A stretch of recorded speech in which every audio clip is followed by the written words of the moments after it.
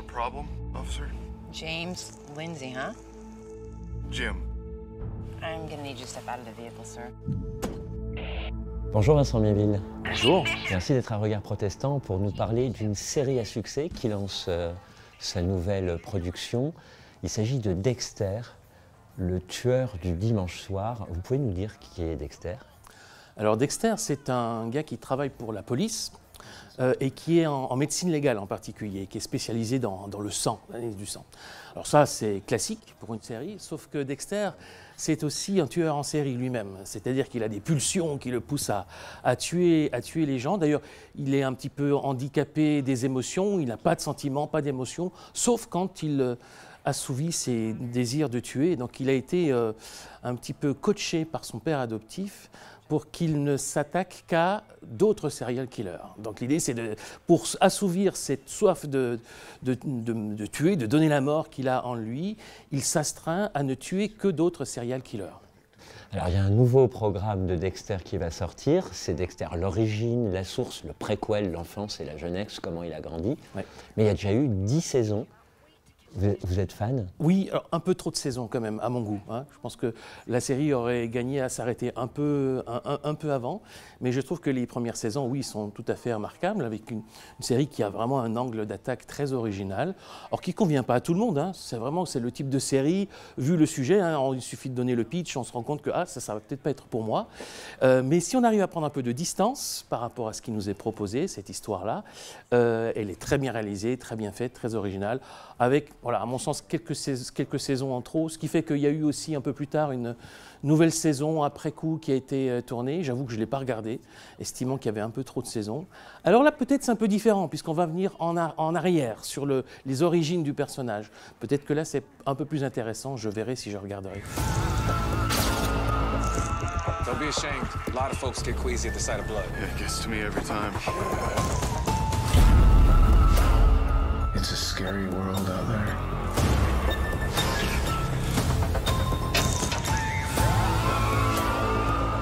Monsters walk among us.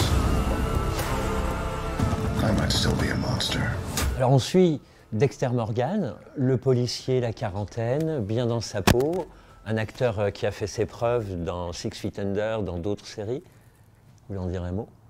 Alors Michael C. Hall, qui effectivement était connu par rapport à cette série, qui, quelque part, je pense que le grand public, c'est sans doute cette série Dexter qui l'a fait exploser, si bien que, en fait, son personnage lui colle à la peau, quelque part. D'ailleurs, on a refait cette série plus tard, comme s'il ne pouvait pas s'en séparer. Je ne suis pas sûr que ce soit facile pour lui, aujourd'hui, de poursuivre une carrière, parce qu'on le voit quand même moins alors, dans certaines séries, certains films, mais il est peut-être un peu trop lié à Dexter.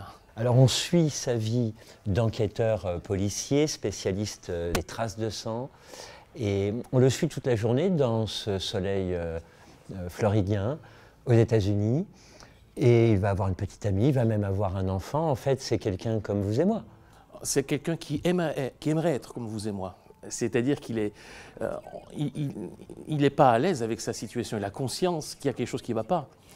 Disons que le seul moyen qu'il a trouvé de canaliser ce qu'il a en lui, c'est effectivement de se faire injusticier d'une certaine façon, mais lui, il rêve d'une vie normale. Et donc, l'intérêt dans l'enchaînement des saisons, c'est de voir le personnage évoluer quand même, essayer de trouver une vie un peu plus normale. Alors, il a été adopté, mais il a une sœur par adoption, de laquelle il est proche. Et il y a cette relation avec sa sœur, l'évolution de cette relation qui est intéressante dans la série. On a des flashbacks de la relation qu'il avait avec son père, adoptif, qu'il a canalisé. Et effectivement, il va espérer pouvoir avoir une histoire d'amour, fonder une famille. Mais ça, évidemment, avec un personnage comme celui-là, c'est pas si simple que ça. Son passé à Dexter Morgan, c'est qu'il est né dans un bain de sang, si j'ose dire. Son père adoptif l'a recueilli à ce moment-là. Alors ça fait penser un petit peu à Batman. C'est un anti-héros, le mot est lâché. C'est un anti-héros typique, effectivement, parce que normalement, c'est un méchant qui, dans l'idéal, devrait perdre à la fin. Sauf que c'est le personnage principal de la série. On voit effectivement un passé trouble, traumatisant. On le voit aussi ne pas être à l'aise avec ce qu'il est, lutter avec la réalité de sa personnalité intime, ce qui fait qu'il y a aussi un processus de rapprochement de ce personnage. On a envie de le voir évoluer positivement, on espère une rédemption pour lui. Et je trouve, alors ce qui est intéressant dans ce genre de série, c'est d'avoir une relation un peu ambiguë avec le personnage principal. Parce que forcément, on prend un peu de distance, parce qu'on se dit, ben, quand même, c'est un serial killer. Donc et la série est assez crue par rapport à ça. Elle ne cache pas ce qui peut se passer à ce moment-là. Donc c'est même très sanglant, parfois, avec des images qui peuvent choquer, hein, pour ceux qui n'ont pas l'habitude. Donc là, il y a cette distance, mais en même temps, il y a une empathie pour le personnage, pour ses failles, pour ses limites, pour sa lutte, pour son désir de revenir d'une certaine façon dans la normalité. Et ça crée en nous, je crois, une sorte de sentiment ambigu. Et c'est un des intérêts de ce genre de série. Je pense que la série joue là-dessus, sur cette ambiguïté, qui fait peut-être écho à certaines ambiguïtés intérieures que nous avons les uns et les autres. Voilà, une nouvelle saison de Dexter va sortir, mais comment un pasteur peut-il être accro dimanche après dimanche à une série qui raconte le tueur? Est-ce que c'est votre passager noir? Alors, avez-vous l'envie de tuer, vous aussi? Alors, non, je ne m'identifie pas à Dexter à ce point. J'ai pas de fascination pour le tueur, effectivement.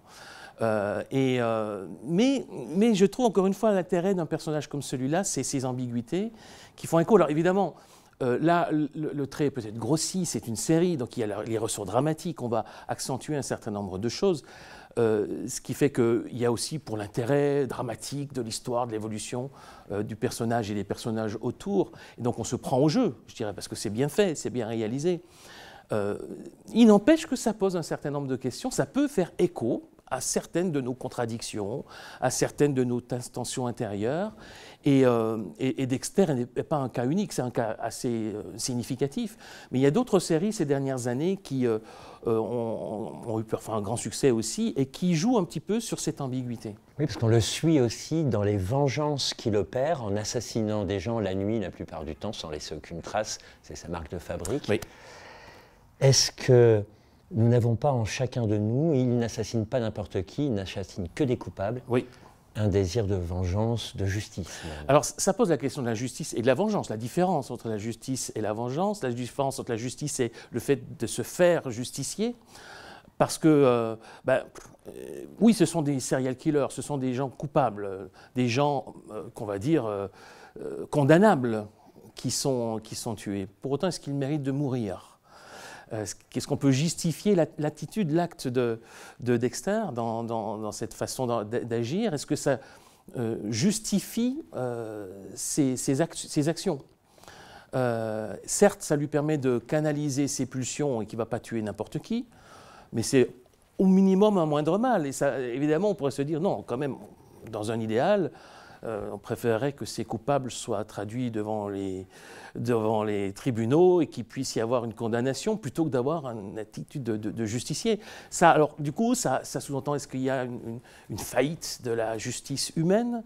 Est-ce qu'il faut pour autant le contrecarrer par la figure du justicier? Vous évoquiez Batman, effectivement, qui est un petit peu la même chose sous l'angle de super-héros.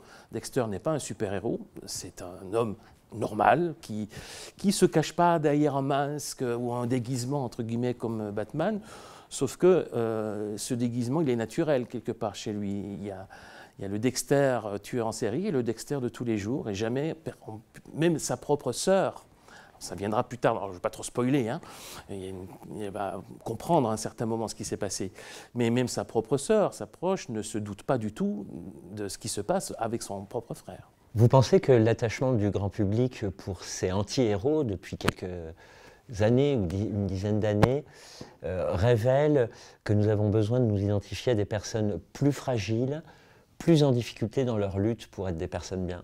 Je pense qu'il y a de ça. Il y a aussi, je pense, globalement, une évolution de mentalité peut-être plus pessimiste, moins manichéenne peut-être aussi. En tout cas, on ne s'identifie pas de la même façon à un héros ou à un anti-héros. L'identification qu'on peut avoir avec un héros sera de l'ordre de l'admiration. On rêve peut-être d'être comme celui-là, ce héros, et puis on sait qu'on ne l'atteindra jamais.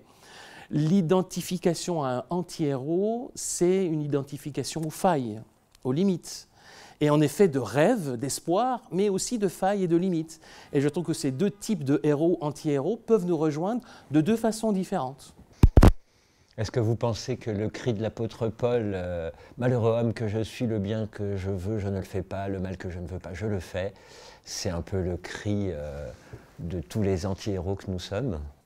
Il y a sans doute de ça. Je pense que ça traduit ce combat, cette lutte intérieure qui nous traverse tous. Et effectivement, je pense qu'on peut l'appliquer à un personnage, par exemple, comme Dexter ou d'autres anti-héros. Merci Vincent Méville.